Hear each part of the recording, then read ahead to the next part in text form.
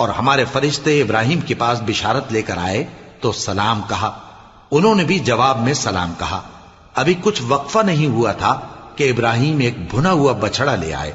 پھر جب دیکھا کہ ان کے ہاتھ کھانے کی طرف نہیں بڑھتے، یعنی وہ کھانا نہیں کھاتے، تو ان کو اجنبی سمجھ کر دل میں خوف کیا۔ فرشتوں نے کہا کہ خوف نہ کیجیے، ہم قوم لوط کی طرف ان کے ہلاک کرنے کو بھیجے گئے ہیں۔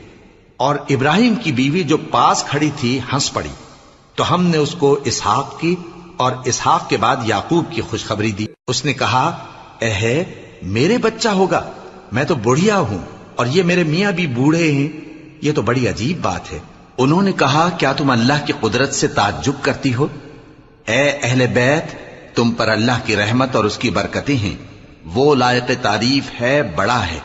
پھر جب ابراہیم سے خوف جاتا رہا اور ان کو خوشخبری بھی مل گئی، تو قوم لوط کے بارے میں لگے ہم سے بحث کرنے۔